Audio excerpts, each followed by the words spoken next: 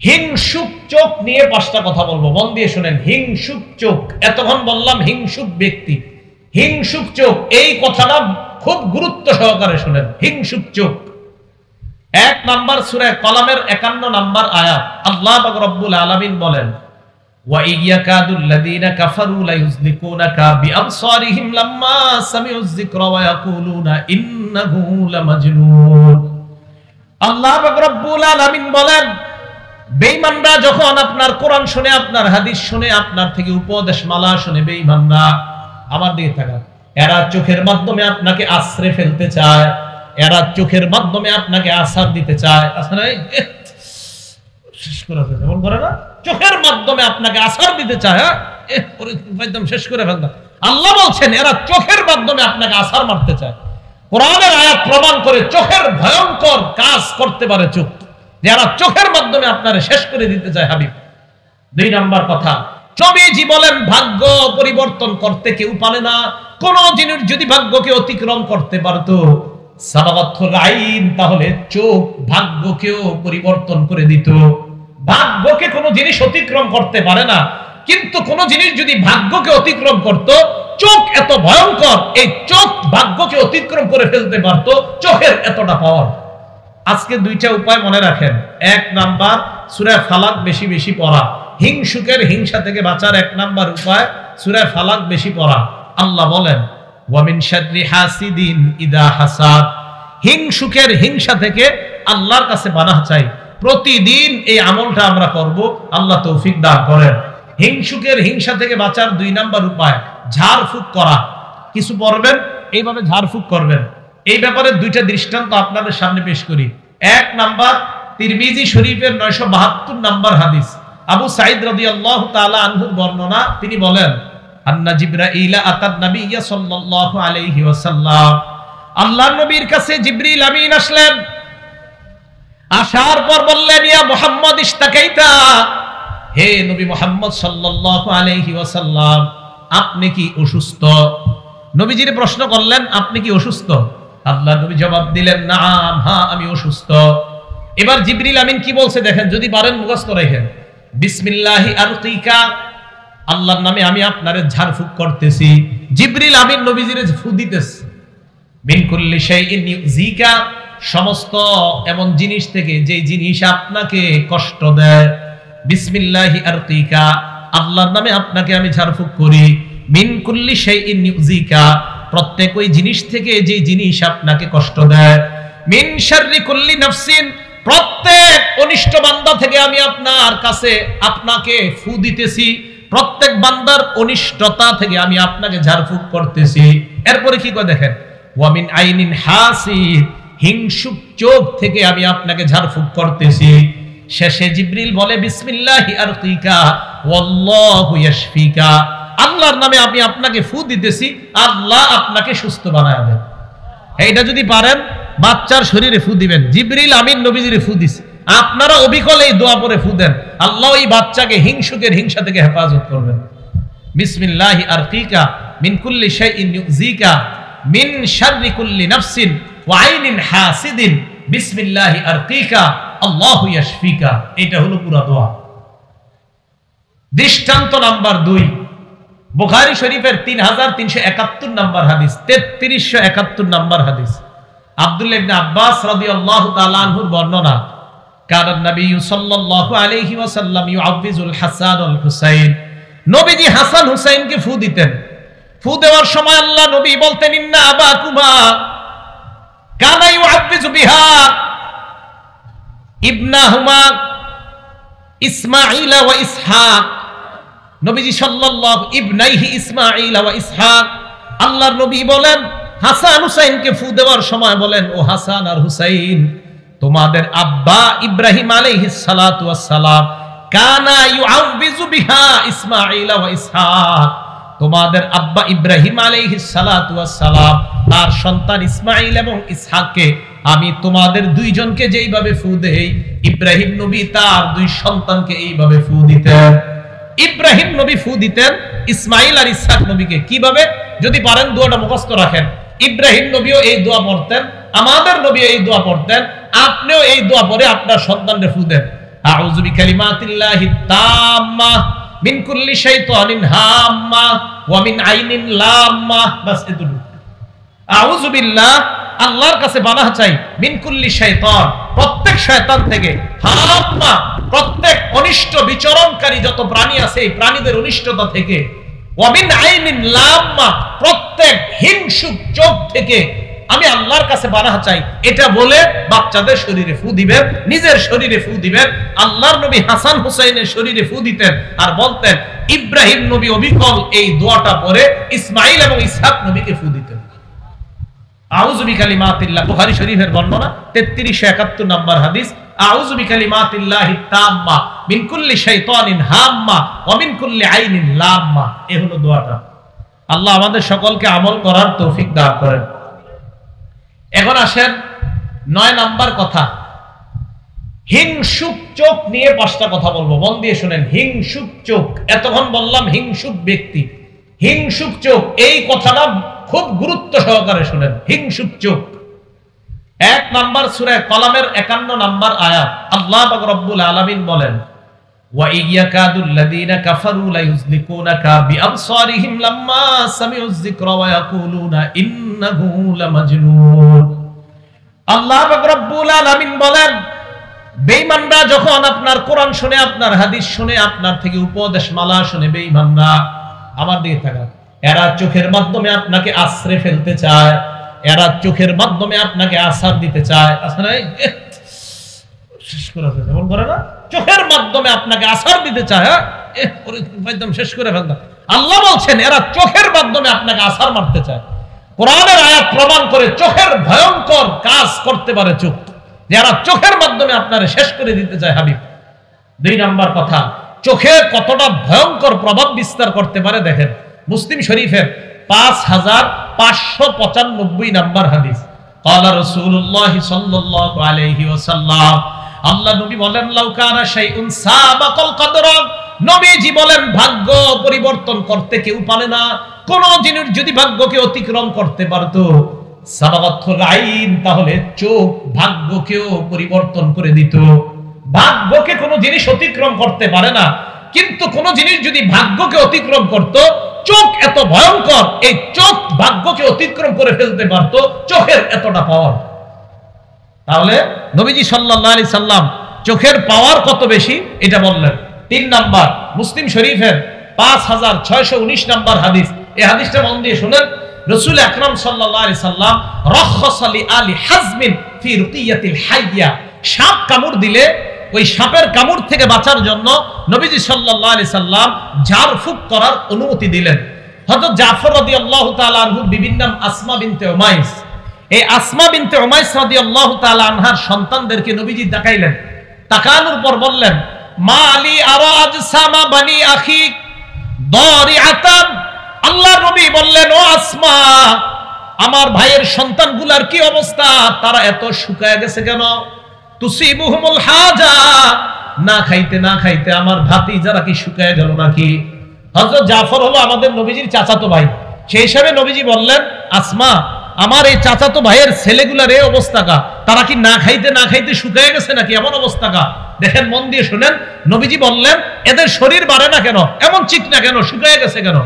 হযরতে আসমা জবাব দিলেন, লা ইয়া রাসূলুল্লাহ, খাদ্যের কোনো অভাব নাই। ওয়ালাকিনিল আইন তুসরিউ ইলাইহিম ইয়া রাসূলুল্লাহ, কিন্তু হুজুর আমার সন্তানগুলোর উপর মানুষের বদনজর লাগে। কি লাগে? হুজুর মানুষ খুব দ্রুত আমার সন্তানগুলোকে বদনজর দেয়। আল্লাহর নবী কয়, ইরকিহিম, তাদেরকে ঝাড়ফুঁক করবা। তাহলে এই হাদিস দ্বারা বোঝা যায় চোখ আপনারে একদম একদম রোগাক্রান্ত বানায় দিবে। চোখ মানুষের ক্ষেতের ধান পুরা নষ্ট করে দেয়। চোখ পেঁপে গাছের সব পেঁপে ফেলায় দেয়। চোখ কাঁঠাল গাছের কাঁঠাল সব নষ্ট করে দেয়। তো রাসূল আকরাম সাল্লাল্লাহু আলাইহি সাল্লাম বললেন, আসমা, তোমার সন্তানদের কি হয়েছে? কয়, হুজুর এদেরকে চোখ বদ নজর এদের উপর খুব বেশি লেগে যায়। নবী কয়, ঝাড়ফুঁক করো। 4 নাম্বার কথা, ইবনে মাজাহ কিতাবের নাম, হাদিস নাম্বার 3509, 3509। হ্যাঁ, এটা মন দিয়ে শুনেন। মাদ্রাসার হুজুর যারা আছে তাদেরকে বলবো, এলাকাবাসী যারা আছেন তাদেরকে বলবো, মাদ্রাসার ছাত্র যারা আছেন তাদেরকে বলবো, এলাকাবাসীও শোনেন। আপনারা মাঝে মাঝে সন্তান গোসল করায়া বারান্দায় দাঁড় করায়া দেন। রোদ্রের মধ্যে দাঁড় করায় দেন, সন্তান দ্বারে উঠানের মধ্যে ছেড়ে দেন, তার শরীরের দিকে অন্য মানুষ তাকায়। এরা ভালো করে শোনেন, সন্তানের অথবা আপনারা বয়স্ক যারা, আমরা বয়স্ক যারা, আমরাও যারা পুকুরের মধ্যে সবার সামনে গোসল করি, খুব সতর্ক হয়ে গোসল করা দরকার, শরীরে গামছা রাখা দরকার। কেন দরকার? হাদিসটা শোনেন, ইবনে মাজাহ 3509 নাম্বার হাদিস। নবীজি সাল্লাল্লাহু আলাইহি সাল্লামের জামানায় এক আশ্চর্য ঘটনা ঘটছে। কি ঘটছে? আমির ইবনে রবিআ, বলেন তো নামটা কি? আরেকটা নাম মনে রাখবেন, সাহাল ইবনে হুনাইফ। কি নাম? সাহাল ইবনে হুনাইফ। তো এই সাহাল ইবনে হুনাইফ গোসল করতেছে। মাররা আমির ইবনে রবিআ বিসাহাল ইবনে হুনাইফ রাদিয়াল্লাহু তাআলা আনহুমা। আমির ইবনে রবিআ সাহাল ইবনে হুনাইফের পাশ দিয়ে অতিক্রম করলেন। অতিক্রম করার সময় ওয়া ইয়াগতাসিলু, সাহাল ইবনে হুনাইফ গোসল করতেছিলেন। সাহাল ইবনে হুনাইফ দেখতে বড় সুন্দর। সাহাল ইবনে হুনাইফকে দেখার পর আমির ইবনে রবিআর বক্তব্যটা ছিল এমন, লাম আরা কাল ইয়াউম ওয়ালা জিলদা মুখাব্বাআতান। সাহাল ইবনে হুনাইফকে গোসলরত অবস্থায় এত সুন্দর আমি দেখলাম, এমন সুন্দর শরীর কোন পর্দার আড়ালের নারী কেউ দেখি না। কি বলল? আমির ইবনে রবিআ বলল, সাহাল ইবনে হুনাইফ এত সুন্দর ছেলেটা, এত সুন্দর তার শরীর, পর্দার আড়ালের কোন নারীও মনে হয় এত সুন্দর না। আমির ইবনে রবিআ বলল, ফামা লাবিসা আন লুবিতা সাহাল ইবনে হুনাইফ, বেশিক্ষণ হয় না সাহাল ইবনে হুনাইফ বেহুশ হয়ে গেছে। তাড়াতাড়ি আল্লাহ নবীর কাছে নিয়ে যাওয়া হয়। আল্লাহ নবী কি বললেন, ইয়া রাসূলুল্লাহ, তাড়াতাড়ি আপনি কিছু একটা করেন। নবীজি কয়, কি হইছে? মান তাত্তাহিমুনা বি, তোমাদের কাদেরকে সন্দেহ হয়? কাকে সন্দেহ হয়? সাহালের উপর কারো বদ নজর লাগছে বলে কি তোমাদের সন্দেহ হয়? কয়, জি হুজুর। কয়, কাকে? কয়, আমির ইবনে রবিআকে আমাদের সন্দেহ হয়। নবীজি কয়, ডাক কেন? আমির ইবনে রবিআকে আল্লাহ নবী ডাকছেন। ডাকার পর আমারহু আইয়া তাওয়াদ্দা, আল্লাহ নবী তাকে ওযু করতে বললেন। ওযু করার পর ইয়াগসিলু ওয়াজহা, চেহারা ধৌত করাইলেন, হাত ধৌত করাইলেন, পা ধৌত করাইলেন, ওয়া দাখিলাতা ইজারিহি, এবং ভিতরের গুপ্ত অঙ্গ এটাও ধৌত করাইলেন, কাপড়ের ভিতরের গুপ্ত অঙ্গটাও ধৌত করাইলেন। সুম্মা আমারহু আইয়া সুব্বা আলাই, এরপর নবীজি বললেন অতিরিক্ত, কেউ কেউ বলেন যেই পানিটা ছিল সেটা, আবার কেউ কেউ বলেন না যেটা দুইছে ওই পানিটাই। আইয়া সুব্বা আলাই, যার উপরে বদনজর লাগছে তার উপর ছিটায় দাও, যার উপর বদনজর লাগছে তার উপর ছিটায় দাও। এখন কথা হলো, এই হাদিস দ্বারা কি বোঝা যায়? নবীজি সাল্লাল্লাহু আলাইহি সাল্লাম বলেন, শোনো তোমরা কি করো না করো মাঝে মাঝে তোমরা, দেখেন, আলামা ইয়াকতুলু আহাদুকুম, এই শব্দটা সারা জীবন মনে রাখবেন। তোমরা কিসের কারণে আলামা ইয়াকতুলু আহাদুকুম আখাহু, তোমরা কেন একজন তার ভাইকে হত্যা করো? সাহাবারা কয়, হুজুর হত্যা মানে? এই হিংসুক চোখ, কিছু চোখ আছে এমন যে চোখ তার ভাইকে হত্যা করে দেয়, যে চোখ বদনজর পড়ার কারণে এমন অবস্থা হয় যে তার ভাইকে শেষ করে দেয়। তাহলে আল্লাহর নবী কারো বদনজর পড়াটাকে হত্যার সাথে শামিল করছে। আলামা ইয়াকতুলু আহাদুকুম আখাহু, তোমাদের কেউ তার ভাইকে কেন হত্যা করো? নবীজি বললেন, ইজা রাআ আহাদুকুম, তোমাদের কেউ যখন কাউকে দেখে, মা ইউজিবুহু, যেটা তার কাছে ভালো লাগে, ফালইয়াদউ লাহু বিল বারাকা, ওই সময় যেন সে তার জন্য বরকতের দোয়া করে। কাউকে যখন দেখবো আমরা, সৌন্দর্যতা যদি চোখে আসে, মাশাআল্লাহ মাশাআল্লাহ, এই দোয়াগুলা করব। এখন এলাকাবাসী যারা আছি, আমাদের জন্য করণীয় কি? দোয়া তো আমি আপনি হয়তো করলাম যারা জানি, কিন্তু যে জানে না সে তো দোয়া করবে না। তার চোখ যদি আপনার ছেলের উপরে লাগে তাহলে কিন্তু বরবাদ হয়ে যাবে। এই জন্য বাচ্চাদেরকে সবার সামনে গোসল করায়েন না, বাচ্চাদেরকে গোসল করায় সবার সামনে রোদ্রে দাঁড় করায় দিয়েন না। গেঞ্জি সহ, শরীরে একটা কাপড় সহ বাচ্চাকে অন্যের সামনে দেন, না হয় এমন বদনজর লাগবে, ফুটফুটে একটা সন্তান দেখবেন হঠাৎ একদম চিকন হয়ে চ্যাংরা হয়ে শেষ হয়ে যাওয়ার উপক্রম হয়ে যায়। এগুলো বদনজরের কারণে হয়। মাদ্রাসার তালেব ইলম যারা আছেন, ছাত্র ভাইরা, যদিও আমরা অনেকের মাঝে গোসল করতে হয়, আলহামদুলিল্লাহ মাদ্রাসার ছাত্রদের মধ্যে তো বদনজর নাই, সারাক্ষণ কোরআন হাদিস পড়ে। এরপরেও মাদ্রাসার ছাত্র ভাইরা সতর্ক থাকা, গামছা অন্তত রাখা শরীরের মধ্যে, সবার সামনে গোসল করলেও গামছা রাখা। ভাই, সবার সামনে গোসল না করা যদিও আমাদের করতে হয় ছাত্রদের, আমরা একটা গামছা অন্তত শরীরে রাখা, অর্থাৎ বেশি সময় যেন আমার শরীরটা অন্য ছাত্র ভাই না দেখে, অথবা উস্তাদ না দেখে, অথবা অন্য কেউ না দেখে, এই বিষয়টার প্রতি খেয়াল রাখা। মনে থাকবে তো সবার কথাগুলো ইনশাআল্লাহ? তাহলে বদ নজর থেকে বাঁচা, এটা খুব জরুরি বিষয়। 5 নাম্বার কথা, আম্মা জান আয়েশা সিদ্দিকা রাদিয়াল্লাহু তাআলা আনহার বর্ণনা, তিনি বলেন কানা রাসূলুল্লাহ সাল্লাল্লাহু আলাইহি ওয়াসাল্লাম ইয়ামুরুনা আন নাস্তারকিয়া। মুসলিম শরীফের বর্ণনা 5615 নম্বর হাদিসে আম্মা জান আয়েশা সিদ্দিকা রাদিয়াল্লাহু তাআলা আনহা বলেন, আল্লাহ নবী আমাদেরকে বলছে বদ নজর থেকে বাঁচার জন্য, হিংসুক চোখ থেকে বাঁচার জন্য আমরা নিজেদেরকে যেন ঝাড়ফুঁক করে নেই। সকালবেলা 3 বার কুল হুয়াল্লাহ, 3 বার কুল আউযু বিরাব্বিল ফালাক, 3 বার কুল আউযু বিরাব্বিন নাস। মাগরিবের পরে 3 বার কুল হুয়াল্লাহ, 3 বার কুল আউযু বিরাব্বিল ফালাক, 3 বার কুল আউযু বিরাব্বিন নাস পরে শরীরের মধ্যে ফু দেওয়া। মনে থাকবে তো কথাগুলো ইনশাআল্লাহ? তাহলে এবার আসেন মূল কথায়। কি আলোচনা দূরছিলাম? মজারু জাহিরুল ইসমি ওয়া বাতিনা। কিছু গুনাহ আছে আভ্যন্তরীণ, কিছু বাহ্যিক গুনাহ। আভ্যন্তরীণ গুনাহ এর মধ্যে একটা বললাম হিংসা নামক অপরাধ। এই অপরাধটা থেকে বেঁচে যেন আমরা আমাদের দিলটাকে সাফ করে আমরা কবরে যাইতে পারি, আল্লাহ তৌফিক দান করেন। বাহ্যিক গুনাহ আর আভ্যন্তরীণ গুনাহ থেকে আমরা কিভাবে বাঁচবো? রমজান শেষ হয়ে গেছে, এখন আমাদের চ্যালেঞ্জ হলো গুনাহমুক্ত জীবন যাপন করা। এই গুনাহমুক্ত জীবন যাপনের অনেক উপায়, এর মধ্যে 11টা উপায় আপনাদের সামনে বলবো। জোরে বলেন কয়টা? মন দিয়ে শুনতে হবে, সবাই মুখস্থ রাখতে হবে, অন্তত শিরোনামগুলো মুখস্থ রাখেন। 1 নাম্বার উপায় তওবা করা। বলেন কি করা? তওবা করা। তওবার ব্যাপারে 6টা কথা বলবো। বলেন তো তওবার ব্যাপারে কয়টা কথা? 1 নাম্বার সূরা তাহরিমের 8 নাম্বার আয়াতে আল্লাহ বলেন, ইয়া আইয়ুহাল্লাযীনা আমানু তুবু ইলাল্লাহি তাওবাতান নাসুহা। হে ঈমানদারগণ, তোমরা আল্লাহর কাছে খাঁটি তওবা করো। আসা রাব্বুকুম আইয়ুকাফিরা আনকুম সাইয়্যাতিকুম। আশা করা যায় আল্লাহ তোমাদের জিন্দেগীর সব গুনাহ খাতা maaf করে দিবেন। ওয়া ইউদখিলাকুম জান্নাত। আল্লাহ বলেন তোমাদের তওবা যদি আল্লাহ কবুল করে নেয়, 1 নাম্বার তোমাদের গুনাহ maaf করবে, 2 নাম্বার আমি আল্লাহ তোমাদেরকে জান্নাতে প্রবেশ করানোর ওয়াদা করলাম। তওবা 1 নাম্বার। তাহলে সূরা তাহরিমের 8 নাম্বার আয়াত, এ হলো তওবার ব্যাপারে 1 নাম্বার কথা। 2 নাম্বার কথা তওবার ব্যাপারে ইবনে মাজাহ কিতাবের নাম, হাদিস নাম্বার 4250 নাম্বার হাদিস। ক্বালা রাসূলুল্লাহ সাল্লাল্লাহু আলাইহি ওয়াসাল্লাম, আল্লাহ নবী বলেন, আত-তাইবু মিনাজ যামবি কামাল্লা যামবালা। গুনাহ থেকে তওবাকারী ব্যক্তি এমন হয়ে যায় কামাল্লা যামবালা, যেন তার কোনো গুনাহ নাই। গুনাহ থেকে তওবাকারী ব্যক্তি এমন হয় যেন তার কোনো গুনাহ নাই।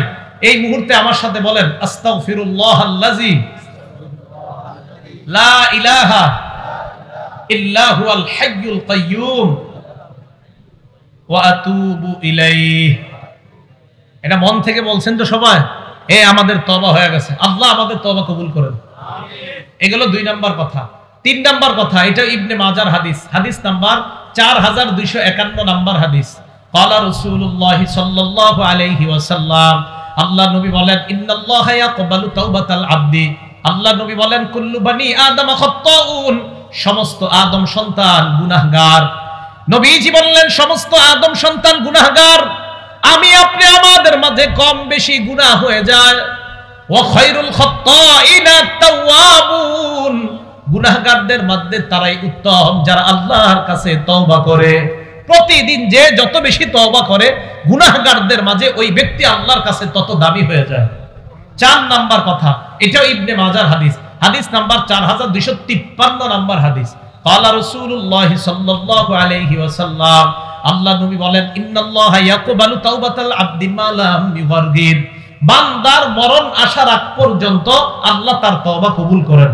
এখন দেখেন, আমার আপনার মরণ কখন আসবে আমরা জানি না, একটু পরে মরণ হয়ে যেতে পারে, তাই এখনই তওবা করা। কখন মরণ হবে জানি না, তাই যথাসম্ভব যত বেশি আল্লাহর কাছে তওবা করা, আল্লাহ তৌফিক দান করেন। 5 নাম্বার, তিরমিজি শরীফের 3538 নাম্বার হাদিস। এই হাদিসটা বুখারীতে আছে, এই হাদিসটা মুসলিম শরীফে আছে। বুখারী শরীফে একটু আছে, মুসলিম শরীফে আরেকটু বড় আছে, তিরমিজি শরীফে একটু ছোট আছে। পুরো হাদিসটা মন দিয়ে শুনেন। রাসূল আকরাম সাল্লাল্লাহু আলাইহি সাল্লাম বলেন, এক ব্যক্তি সফরে বের হইছে। সফরে বের হওয়ার পর একটা বাহন নিয়ে বের হইছে। বাহনের উপর তার খানা, তার পানি, তার টাকা পয়সা সব।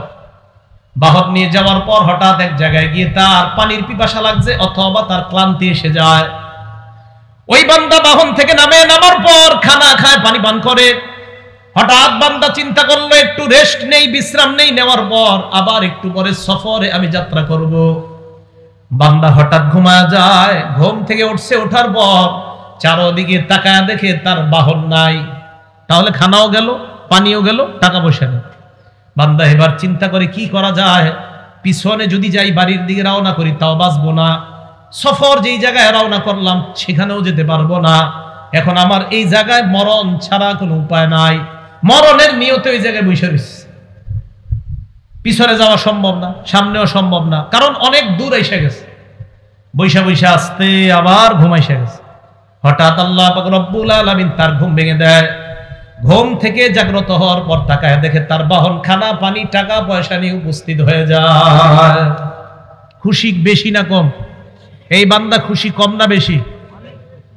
কত খুশি বান্দা! আল্লাহর দিকে তাকায়, তাকায় দেখেন কি, আল্লাহুম্মা, হে আল্লাহ। কি বলছে? আবার বলেন, কি বলছে? তার মানে চিনছে যে আপনি আল্লাহ। আল্লাহরে ডাক দিয়ে কয়, আল্লাহ আনতা আবদি ওয়া আনা রব্বুকা। আল্লাহর দিকে তাকায় কিন্তু বলছে, হে আল্লাহ। এটা বলছে আপনি আমার বান্দা, আমি আপনার রব। বলছে কি? কি বলছে? হে আল্লাহ। ঠিক কইছে। এটা করার পরে বলবে আর কি, আল্লাহ আপনি আমার রব, আমি আপনার গোলাম। এটা না বলে কয়, আল্লাহ আপনি আমার বান্দা, আমি আপনার রব। নবীজি কয়, আখতা বিশিদ্দাতিল ফারহি, খুশির ঠেলায় বেচারা ভুল করে ফেলেছে। খুশিতে যে কি বলবে এর মুখ দিয়ে আসার কথা, আল্লাহ আপনি আমার রব, আমি আপনার বান্দা। প্রথমে কিন্তু বলছে হে আল্লাহ, এটা বললে কয়, আল্লাহ আপনি আমার বান্দা, আমি আপনার রব। ভুল করে খুশিতে। নবীজি বলেন, লাল্লাহু আফরাহু বিতাওবাতি আহাদিকুম মিন আহাদিকুম বিদাল্লাতিহি ইযা ওয়াজাদাহা। তোমাদের কেউ তার হারিয়ে যাওয়া বাহন ফিরে পাওয়ার পর এত পরিমাণ খুশি হইলা, যেই খুশিতে তুমি আল্লাহরে বান্দা বইলা ফেললা, নিজেরে রব বলে ফেললা, তোমার মাথাও কাজ করে নাই। তাহলে তোমার খুশির মাত্রা কি ছিল? একজন বান্দা তওবা করে গুনাহ থেকে ফিরে আসলে এই বান্দার চেয়ে আল্লাহ কোটি গুণ বেশি খুশি হয়। তাহলে তওবা করা। এ গেল 5 নাম্বার কথা। 6 নাম্বার, মুসলিম শরীফের 6882 নাম্বার হাদিস। ক্বালা রাসূলুল্লাহ সাল্লাল্লাহু আলাইহি ওয়াসাল্লাম, আল্লাহ নবী বলেন, ইন্নাল্লাহা ইয়াবসুতু ইয়াদাহু বিল-লাইলি লিয়াতুবা মুসিউন নাহার। আল্লাহ পাক রব্বুল আলামিন রাতের বেলা তার কুদরতি হাত প্রসারিত করে দেয় দিনের অপরাধীদেরকে ক্ষমা করার জন্য। ওয়া ইয়াবসুতু ইয়াদাহু বিন-নাহার লিয়াতুবা মুসিউল লাইল, রাতের অপরাধীদেরকে মাফ করার জন্য আল্লাহ দিনের বেলা তার ক্ষমার হাত প্রসারিত করে দেয়। 24 ঘন্টা আমাদের তওবা কবুল করার জন্য আল্লাহ পাক রব্বুল আলামিন তার ক্ষমার হাতকে প্রসারিত করে দেয়। ভাই বেশি বেশি তওবা করব আল্লাহর কাছে। রাজি আছি না ইনশাআল্লাহ? তাহলে আভ্যন্তরীণ গুনাহ, বাহ্যিক গুনাহ থেকে মাফ পাওয়ার 1 নাম্বার উপায় তওবা করা। 2 নাম্বার ইস্তেগফার পড়া। করেন আমার সাথে, আস্তাগফিরুল্লাহ আস্তাগফিরুল্লাহ। আমাদের নবীর আগে কোনো গুনাহ নাই, পরে কোনো গুনাহ নাই।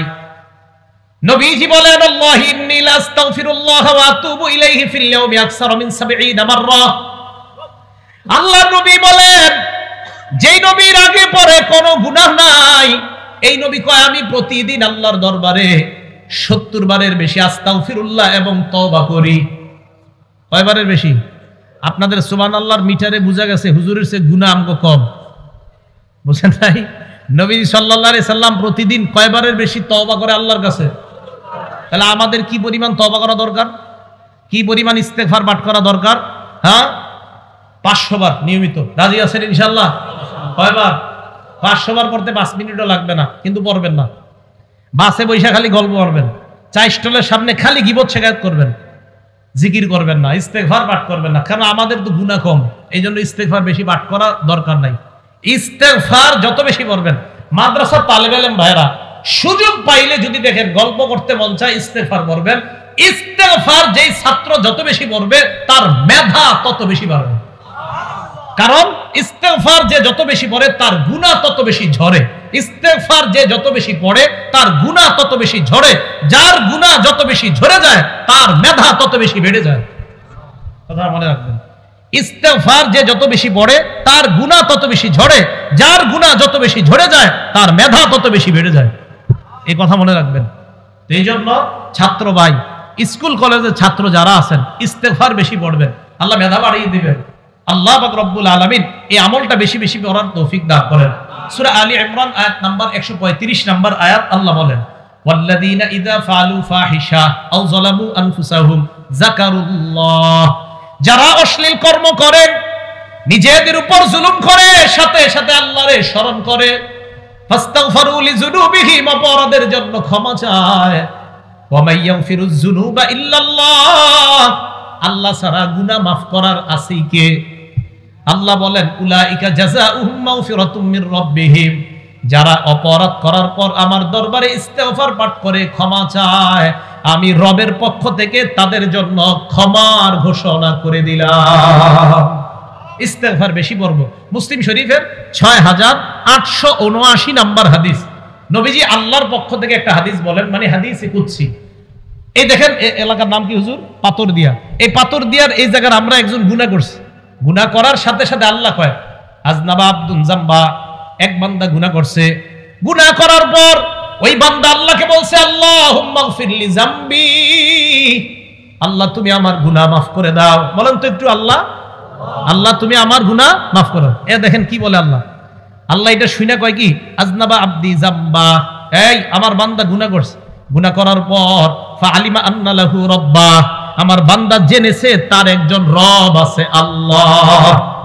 ইয়াগফিরুয যামবা, যে রব গুনাহ মাফ করে দেয়, ওয়া ইয়াখুযু বিয-যামবি, গুনাহর কারণে পাকড়াও করে। আমার বান্দা জানে তার একজন রব আছে যে রব গুনাহ মাফ করে, তাই তো বান্দা আমাকে বলছে, আল্লাহ তুমি আমার গুনাহ মাফ করে দাও। আমার বান্দা জানে তার রব আছে, তাই আর কারো কাছে মাফ চাইনি, রবের কাছে চাইছে। এটা বলার পর আল্লাহ কয়, সুম্মা আদা ফাআজনাবা, বান্দা গুনাহ থেকে মাফ চাওয়ার পরে আর গুনাহ করে না। ইবলিস আবার গুনাহ করায় ফেলছে, গুনাহ করার পর আবার কয়, রব্বি ইগফিরলি, মাবুদ মাফ করো। আল্লাহ কয়, আলিমা আব্দি আন্না লাহু রাব্বা, আমার বান্দা জানে তার একজন রব আছে, ইয়াগফিরুয যামবা, গুনাহ মাফ করে দেয়, ওয়া ইয়াখুযু বিয-যামবি, গুনাহের কারণে পাকড়াও করে। তাই আমারে ডাক দিয়ে কইছে, আল্লাহ মাফ করো। আল্লাহ কয়, সুম্মা আদা ফাআজনাবা, বান্দা আবার গুনাহ করছে, শয়তান করায় ফেলছে, আবার আমারে ডাক দিয়ে কয়, রব আমারে মাফ করেন। আল্লাহ কয়, আমার বান্দা বারবার জানে তার একজন রব আছে মাফ করার মতো। সুবহানাল্লাহ। এক পর্যায়ে আল্লাহ কয়, কদ গফারতু লাকা, বান্দা আমি তোমাকে মাফ করে দিলাম, আমি তোমাকে মাফ করে দিলাম। ভাই, আমরা গুনার জন্য ইস্তেগফার বেশি বেশি কার দরবারে পাঠ করব?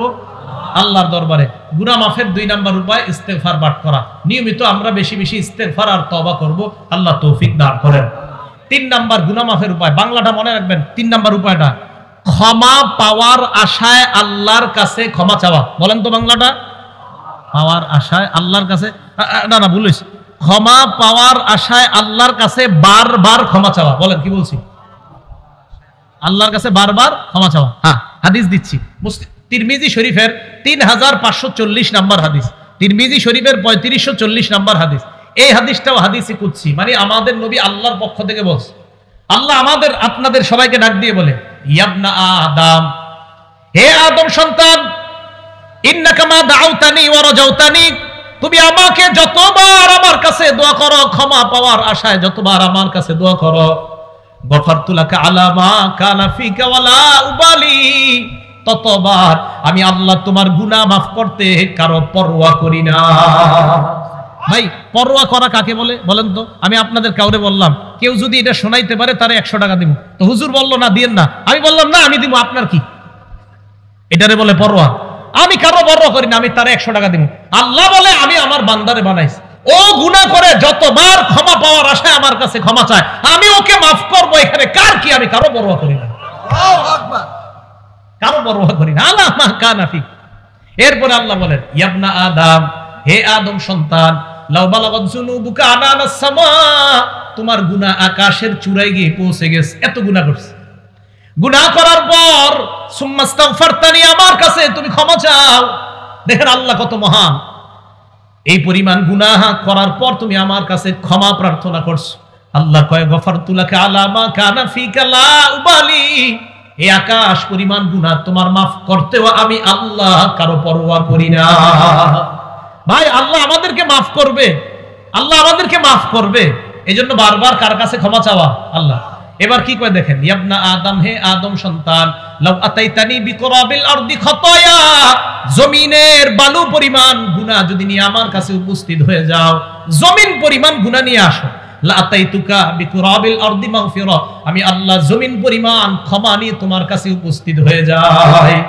3 নাম্বার গেল, মন দিয়ে শুনেন। 1 নাম্বার তওবা করা, 2 নাম্বার ইস্তেগফার পড়া, 3 নাম্বার ক্ষমা পাওয়ার আশায় বারবার ক্ষমা চাওয়া, 4 নাম্বার নবীজির আনুগত্য করা। বলেন কার আনুগত্য করা? দেখেন কি বলে আল্লাহ কয় তোমরা যদি আমারে ভালোবাসো, আমরা আল্লাহরে ভালোবাসি, সবাই বলেন আমরা আল্লাহরে ভালোবাসি। আল্লাহ কয় তোমরা আমারে ভালোবাসো, আমরা বললাম হ্যাঁ। আল্লাহ বলেন তোমরা যদি আমারে ভালোবাসো, আমার নবীর আনুগত্য করো, আমি তোমাদেরকে ভালোবাসবো। সূরা আলী ইমরান 31 নম্বর আয়াত, আল্লাহ বলেন কুল ইন কুনতুম তুহিব্বুনাল্লাহ, নবী আপনি বলেন যদি তোমরা আল্লাহরে ভালোবাসো, ফাত্তাবিউনি, আমি নবীর অনুসরণ করো, ইউহিব্বুকুমুল্লাহ, আল্লাহ তোমাদেরকে ভালোবাসবেন।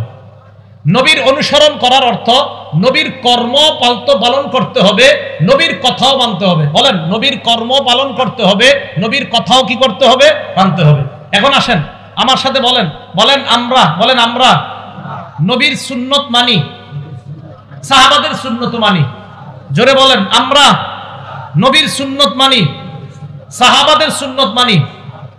ইবনে মাজাহ কিতাবের বলেন 42 নং হাদিসের দলিল অনুযায়ী আমরা নবীর সুন্নত মানি, সাহাবাদের সুন্নত মানি। কোন কিতাবের কয় নাম্বার হাদিস? 42 নাম্বার হাদিস। এই হাদিসে কি আছে? সাহাবা কয় নবীজি আমাদের সামনে বয়ান দিলেন, জারাফাত মিনহাল উয়ুন, এই বয়ানে আমাদের চোখ দিয়ে পানি বের হইছে। এক পর্যায়ে আল্লাহ নবী বলেন সায়ারা ফিকুম ইখতিলাফান কাসীরা ফাসায়ারা ইখতিলাফান কাসীরা, আমার উম্মতের মাঝে একটা সময় আসবে প্রচুর মতভেদ দেখবা, তোমরা প্রচুর বিভক্তি দেখবা। তখন কি করবা? আলাইকুম বিসুন্নতি ওয়া সুন্নাতিল খুলাফাইর রাশিদিন আল মাহদিয়িন, তখন তোমরা আমার সুন্নত, আমার হেদায়েত প্রাপ্ত খুলাফায়ে রাশিদার সুন্নত আঁকড়ে ধরবা। তামাসসাকু বিহা আদ্দু আলাইহা বিন নওয়াজিস, মারির দাঁত দিয়ে আমার সুন্নত এবং আমার হেদায়েত প্রাপ্ত সাহাবাদের সুন্নত আঁকড়ে ধরবা। জুমার দ্বিতীয় আজান হযরতে ওসমানের সুন্নত, এই সুন্নত কেন পালন করি? নবীজি ইবনে মাজার 42 নম্বর হাদিসে বলছে আমার সুন্নত পালন করো, সাহাবার সুন্নত পালন করো। তারাবি বিশ্বকাপ যদি বলেন ওমরের সুন্নত কেন পালন করি? নবীর ইবনে মাজার 42 নম্বর হাদিসের বর্ণনা অনুযায়ী নবী বলছেন আমার সুন্নত পালন করো, সাহাবার সুন্নত পালন করো। হযরতে ওমর খোলাফায়ে রাশেদার একজন সাহাবা, হযরতে ওসমান খোলাফায়ে রাশেদার একজন সাহাবা। জুমার দ্বিতীয় আজান পালন করা মানে নবীর সুন্নত পালন করা, কারণ নবীজি বলছে আমার সুন্নত আর আমার সাহাবার সুন্নত। তারাবি 20 রাকাত পড়া মানে নবীর কথা মেনে নেওয়া, কারণ নবী বলছে আমার সুন্নত আর আমার সাহাবার সুন্নত।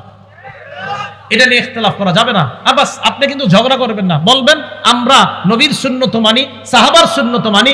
ইবনে মাজাহ কিতাবের 42 নং সহিহ হাদিসের দলিল অনুযায়ী, শুধু হাদিস বলবেন না, বলবেন সহিহ হাদিস। কি হাদিস? মনে থাকবেনি সবার? তাহলে 4 নাম্বার নবীর আনুগত্য করা। নবীর আনুগত্য মানে নবীর সুন্নত মানা। বলেন তো নবীর সুন্নত মানা মানে নবীর কর্ম মানা, কথা মানা।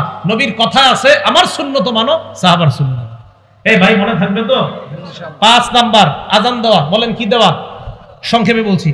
আবু দাউদের 515 নাম্বার হাদিস, নবীজি বলেন আল মুআজ্জিন ইউগফারু লাহু মাদা সাউতিহি, মুয়াজ্জিনের আজানের আওয়াজ যত দূর যায় তত দূর তাকে ক্ষমা করে দেওয়া হয়।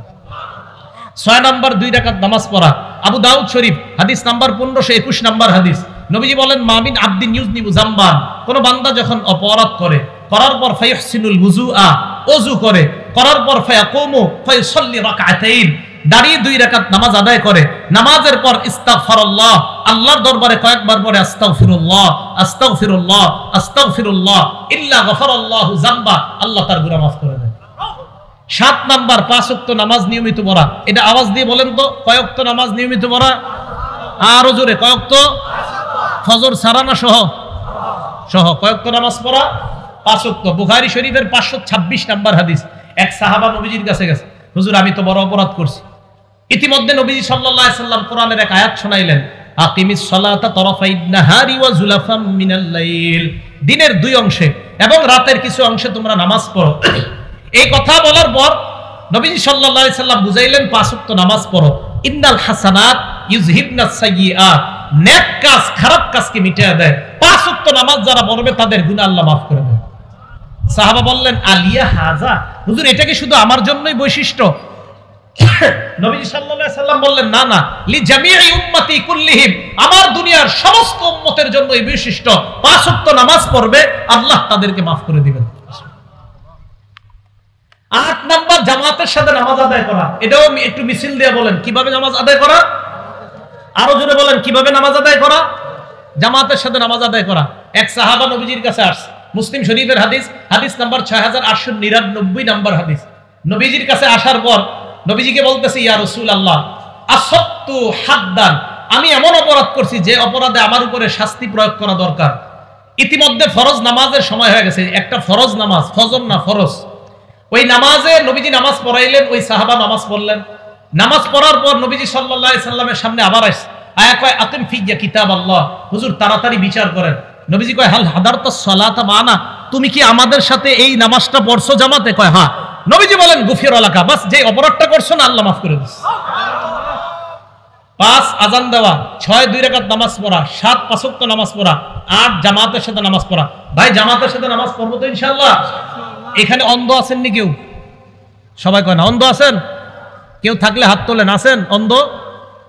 অন্ধ কেউ নাই। তাহলে একটা হাদিস শুনেন, রিয়াজুস সলিহিন 1073 নাম্বার হাদিস। এক অন্ধ সাহাবা নবীজির কাছে আসছে, আসার পর কয় ইয়া রাসূলুল্লাহ লাইসা লি কাঈদুন ইয়াকুদুনি ইলাল মসজিদ, হুজুর এমন কেউ নাই যে আমারে ধরে ধরে মসজিদে নিয়ে যেতে পারবে। নবীজি কয় কি বলতে চাও সেটা কও।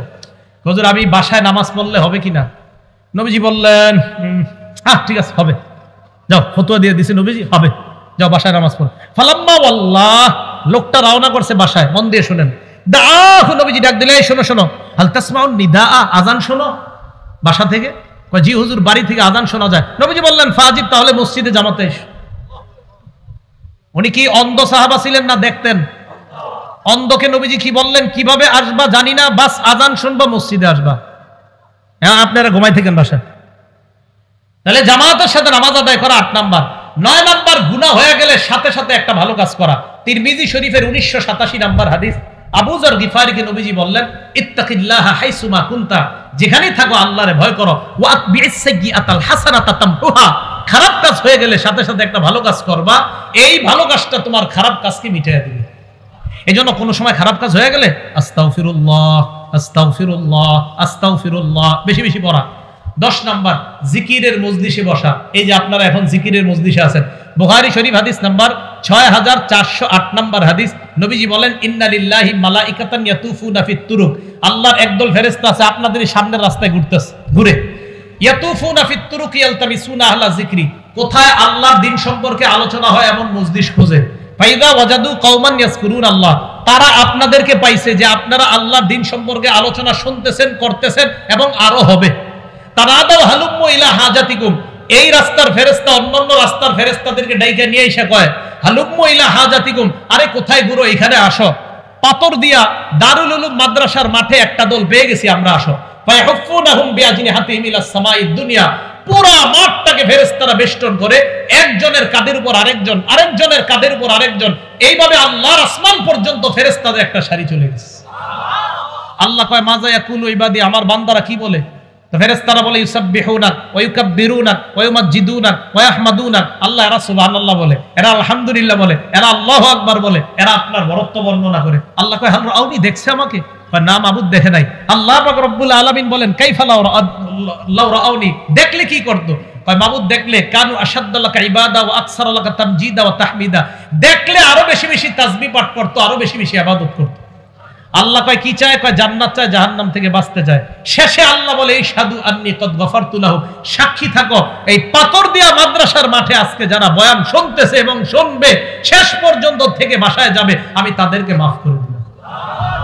11 নাম্বার আল্লাহর জিকির করা। কি করা? আল্লাহর জিকির করা। তিরমিজি শরীফ 3375, তিরমিজি শরীফ 3377, বুখারী শরীফ 6407, বুখারী শরীফ 6405, মুসলিম শরীফ 1239 নাম্বার হাদিস। সবগুলা জিকির সম্পর্কে আল্লাহ রাসূল সাল্লাল্লাহু আলাইহি সাল্লাম বলেন মাসালুল লাযী ইয়াজকুরু রাব্বা ওয়াল লাযী লা ইয়াজকুরু রাব্বা, আমরা দুইজন এক ঘরের মধ্যে আছি, উনি জিকির করে আমি জিকির করি না। ওনাকে আল্লাহ রাসূল বললেন মাসালুল হাইয়্যি ওয়াল মাইয়িত, উনি জীবিত ব্যক্তির মতো, আমি মরা ব্যক্তির মতো। নবীজি সাল্লাল্লাহু আলাইহি সাল্লাম বলেন মান ক্বালা ফিল ইয়াউম সুবহানাল্লাহ ওয়া বিহামদি মিআতা মাররা, একটু বলেন সুবহানাল্লাহ ওয়া বিহামদি। ডেইলি 100 বার যারা পড়বে, বুখারী শরীফের বর্ণনা 6405 নাম্বার এবং 6407 নাম্বার হাদিসে আসে, কোন ব্যক্তি যদি নিয়মিত সুবহানাল্লাহি ওয়া বিহামদি এতটুকু বলে, সুবহানাল্লাহি ওয়া বিহামদি বাস এতটুকু যদি কোনো ব্যক্তি বলে 100 বার ডেইলি, হুত্তাত খাতায়াহু ওয়া ইন কানাত মিসলা জাবাদিল বাহরি, তার জিন্দেগীর সমুদ্র পরিমাণ ফেনা পরিমাণ গুনাহ আল্লাহ মাফ করে দিবেন। ভাই মনে থাকবে তো ইনশাআল্লাহ?